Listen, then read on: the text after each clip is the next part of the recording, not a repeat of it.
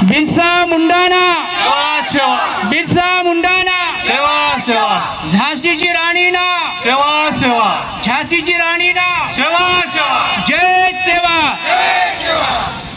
जंगो लिंगोना जंगो लिंगोना।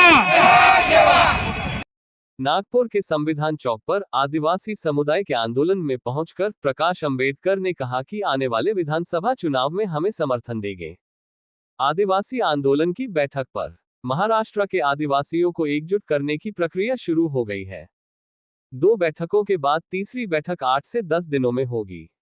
वह घोषणा करेंगे कि अमरावती से कोल्हापुर, विदर्भ से कोंकण तक सभी आदिवासी एक साथ आएंगे और एक साथ चुनाव लड़ेंगे।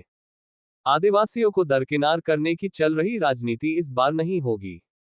टीपी व ओटीपी क्षेत्र के आदिवासी एकजुट होकर सामाजिक लड़ाई शुरू करेंगे। बस आंदोलन पर पिछली बार हमने उनके सामने इसका समाधान प्रस्तुत किया था कि क्या मांगना चाहिए, लेकिन वह समाधान एसटी कार्यकर्ताओं को स्वीकार्य नहीं है।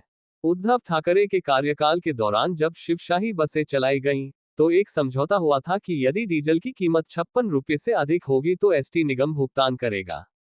आज डीजल 90 रुपये वाला मालिक 56 रुपये देता है। अपना बजट बताएं। वे एसटी निगम में चल रहे भ्रष्टाचार को सामने नहीं लाएंगे, इसलिए उनकी नौकरियों पर असर पड़ेगा।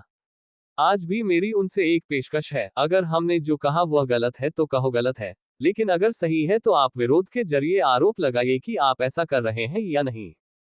सीएम की बैठक में मैं मुख्यमंत्री से जो कहूंगा, श्रमिक नेता वही कहेंगे जो वे कहने में सक्षम है। घुमावदार पाइपों पर लगेगा। मैं पहली बार नाम सुन रहा हूं। आरएसएस की भूमिका पर संघ और भाजपा जैसा कोई फर्जी संगठन नहीं है। उन्होंने सुप्रीम कोर्ट में याचिका लगाई है कि हम जनगणना नहीं कर सकते। नहीं होगा और नहीं होगा। अब हम झारखंड, हरियाणा और महाराष्ट्र चुनाव की तरह ही ओबीसी समुदाय को करीब लाने के लिए जनगणना के लिए भी तैयार हैं। मोहन भागवत को मेरी चुनौती है कि आप पहले ही खुलासा करें कि क्या आपने कोर्ट में दी गई याचिका वापस ले ली है। महाराष्ट्रामधल्या आदिवासींना एकत्र करण्याची प्रक्रिया ही सुरुवात झालेली आहे। 2 बैठका झालेल्या आहेत।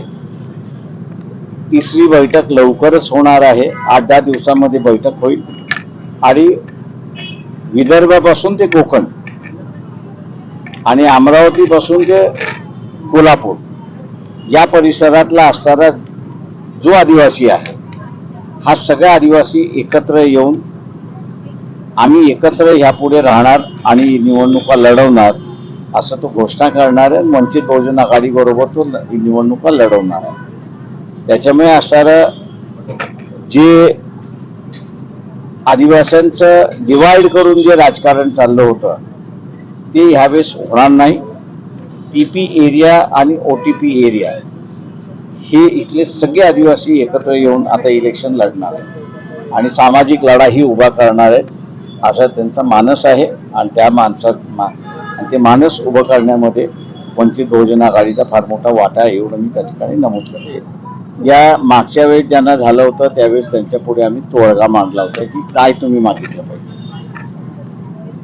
पण एसटी कामगारांना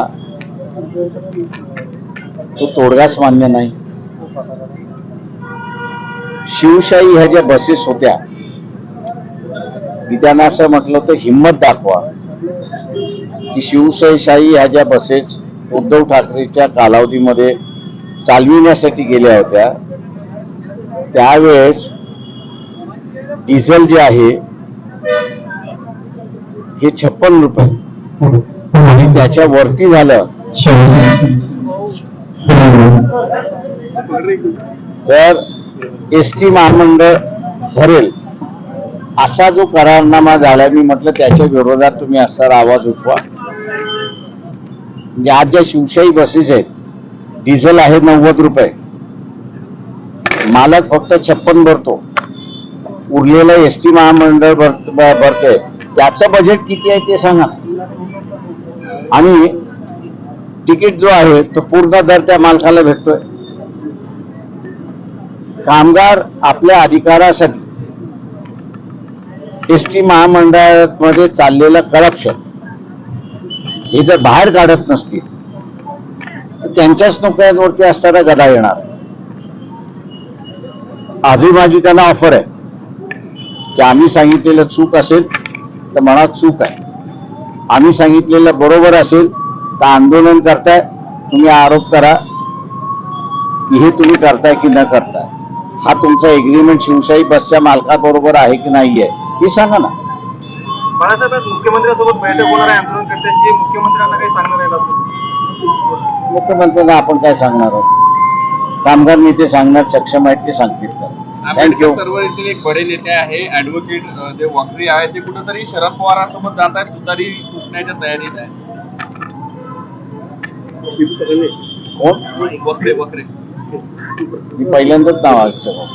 बाळासाहेब थँक्यू व्हेरी मच. जनगणने संदर्भात संघाने आपलं मत मांडले, आता जनगण नाव ऐकून राष्ट्रवादी आहे असं बोललेलं आहे. मी असं म्हणेन की RSS सारखं खोटारडं संघटन दुसरं कुठलंच नाही आहे बीजेपी सारखे. त्यांनी सुप्रीम कोर्टामध्ये ॲफिडेव्हिट दिलेला आहे की आम्ही जात गणना करू शकत नाही, करणार नाही आणि होणारही नाही असं त्यांनी म्हटलेलं आहे. आणि आता जसं झारखंड, हरियाणा आणि महाराष्ट्राच्या निवडणुका आल्या तसं आता ओबीसीना भुलवण्यासाठी आणि जातगणना करण्यासाठी तयार आहोत, ते राजकारणासाठी वापरू नका, अमुक याच्यासाठी वापरू नका, हा जो पालुपत लावलेला आहे त्या खोटारड्या संघटनेने अजिबात बोलू नये. मोहन भागवत यांना असं आवाहन करतोय की तुम्ही तुमच्या पक्षाने दिलेलं ॲफिडेव्हिट हे मागे घेतलंय का हे पहिल्यांदा खुलासा करा.